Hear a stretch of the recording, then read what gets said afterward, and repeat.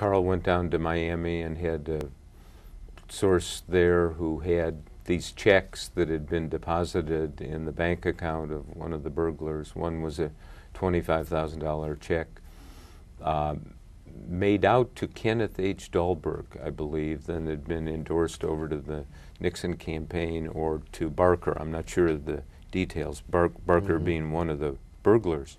And the question was, who was Kenneth H. Dahlberg? And Carl called me back. This is the night, I believe, that McGovern drops Eagleton from the ticket. So that was the big story. Yeah.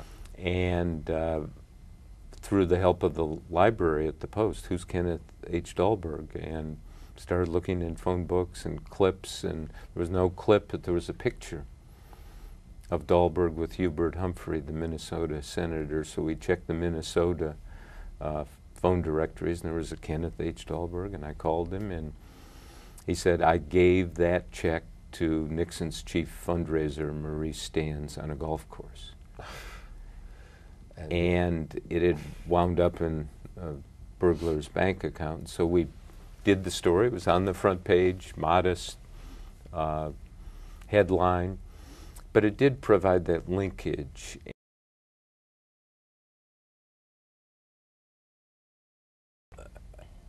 A democracy will not function if we don't know what's going on. Whoever said it got it right, that democracies die in darkness.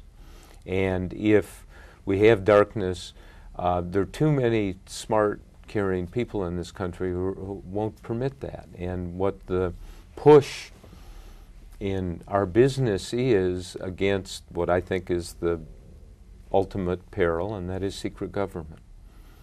If we have secret government, then it won't work.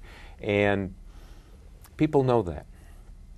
And why do we now in this situation have polls that show the, a vast majority of people don't like the Iraq War? It's because the media in radio, television, magazines, books, what have you, has been telling people what's going on. There is still darkness about what goes on in the Iraq War, but I tell you, there is a lot less darkness because of the efforts to find out and the really courageous efforts of people inside the government to become confidential sources and provide information and accounts that are truthful, that bring light to what's going on. And there's a public response to that is measurable.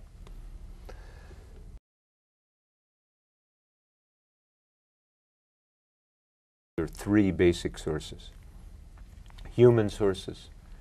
And human sources are wonderful, particularly if they're telling the truth. Documents. I have not seen a story ever really that a document wouldn't improve the story or be relevant to the story. An obituary, well, somebody's yearbook entry or somebody, there's always a piece of paper or something on the internet which will enhance your understanding and give you concrete detail. And the third is go to the scene.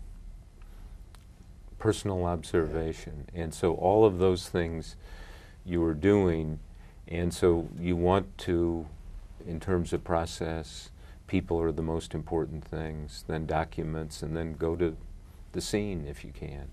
I'm writing about the Situation Room in the White House, and so I've been in the Situation Room, so I know how small it is and how confining and dark, and it's a bunker.